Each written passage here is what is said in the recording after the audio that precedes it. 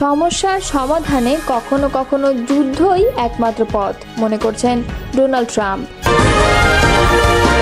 British high কমিশনারের সঙ্গে বৈঠকে রাজনৈতিক পরিস্থিতি নিয়ে আলোচনা করলেন মির্জা ফখরুল। গণ অধিকার পরিষদকে 10টি আসনের প্রস্তাব দিয়েছিল আওয়ামী লীগ, মন্তব্য করেছেন ফারুক হাসান। দুই উপদেষ্টার গাড়িবহর আটকে ছাত্র দলের বিক্ষোভ, এক নেতাকে শোকজ। বিএনপি থেকে মনোনয়ন পেতে হলে লাগবে 3টি গুরুত্বপূর্ণ যোগ্যতা। এতক্ষণ শুনছিলেন সংবাদ শিরোনাম, এবারে বিস্তারিত।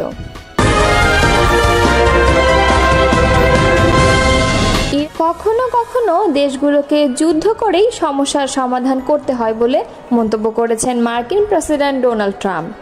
ইরান ও ইসরায়েলের চলমান উত্তেজনার পরিপ্রেক্ষিতে এমন মন্তব্য করেন তিনি। খবর বিবিসির।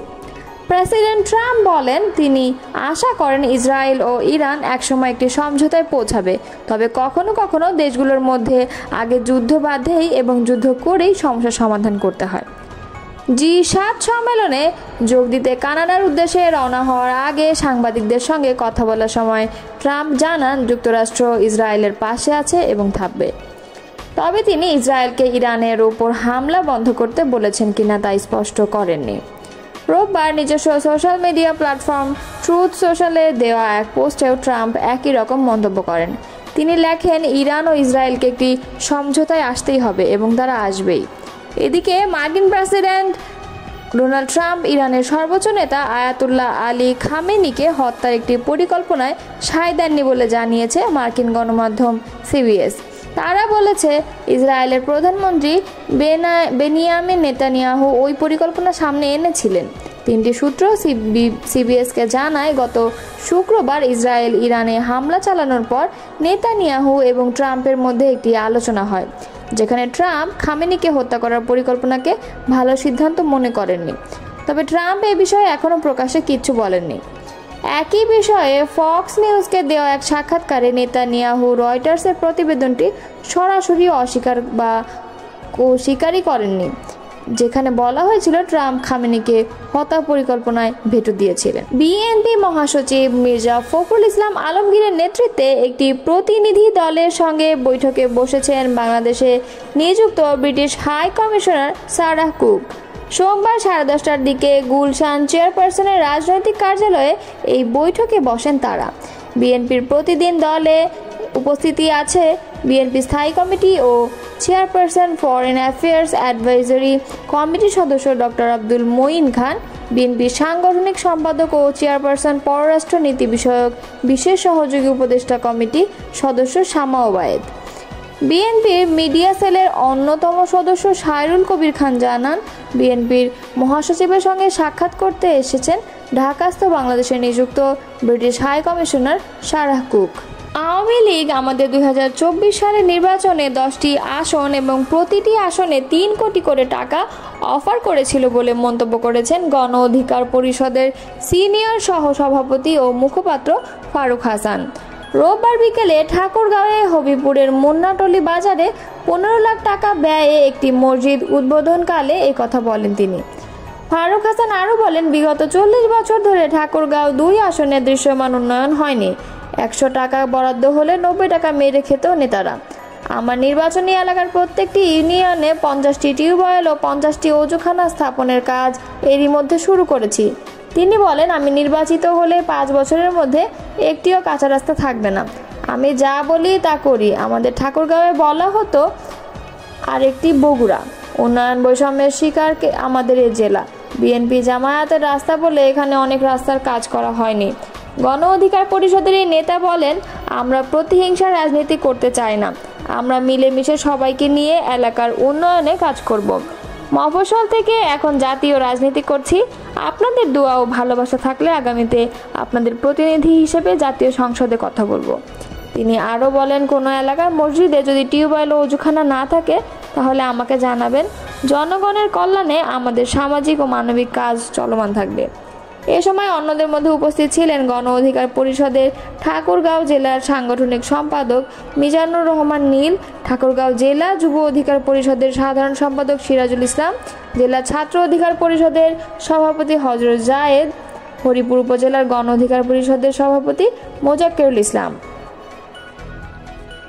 সিলেটের জাফলংয়ে অন্তর্বর্তী সরকারের 2 উপদেষ্টার গাড়ি বহর আটকে বিক্ষোভে নেতৃত্ব দেওয়ার ঘটনা পূর্ব জাফলং ইউনিয়ন ছাত্র দলের সভাপতি আজির উদ্দিনকে কারণ দর্শানোর নোটিশ দেওয়া হয়েছে।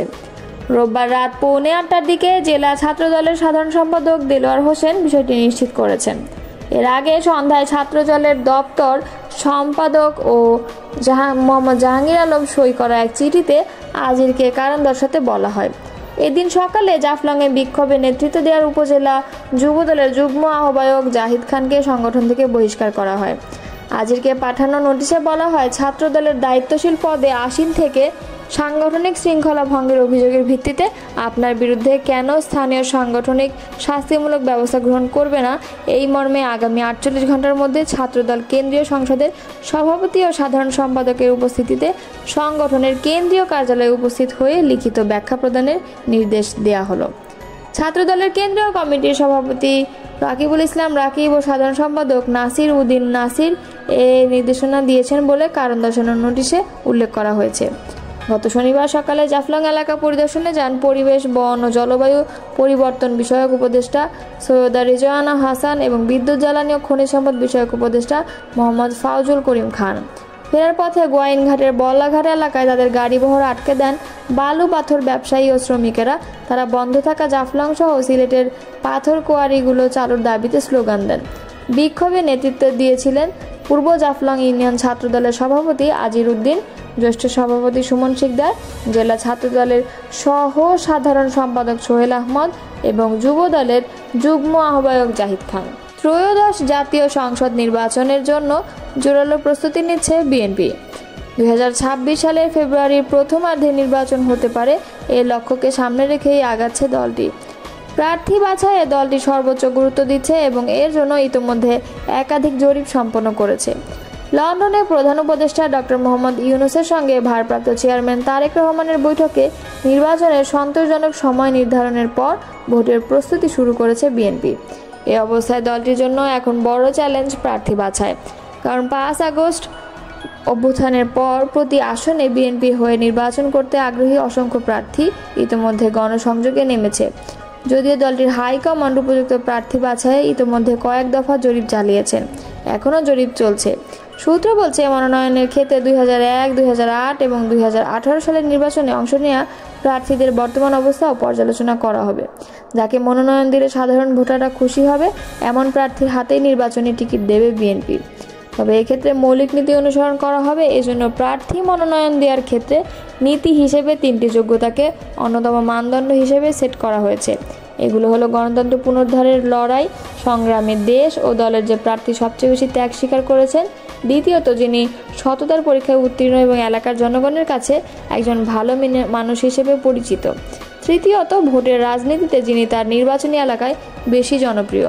দলটির দায়িত্বশীল একাধিক সূত্র যুগান্তরকে এমন মানদণ্ডের কথা নিশ্চিত করেছে। সূত্র মতে মনোনয়ন দেওয়ার ক্ষেত্রে তরুণ প্রার্থীরা অগ্রাধিকার পেতে পারে। আবার দলের বৃহত্তর স্বার্থের কথা বিবেচনা করে নবীন প্রবীণের চমৎকার সমন্বয় ঘটিয়ে প্রার্থী তালিকা চূড়ান্ত করা হবে, এমনটাই জানিয়েছেন। অবশ্য নির্বাচন কমিশনের তফসিল ঘোষণার পর থেকেই নির্বাচন কেন্দ্রিক সব কার্যক্রম আনুষ্ঠানিকভাবে শুরু হবে। তফসিল ঘোষণার পর দলীয়ভাবে মনোনয়নপত্র বিক্রি ও জমা দেওয়ার কার্যক্রম শুরু হবে। সম্ভাব্য প্রার্থীদের সাক্ষাৎকারের পর একক প্রার্থী চূড়ান্ত করবে বিএনপির পার্লামেন্টারি বোর্ড।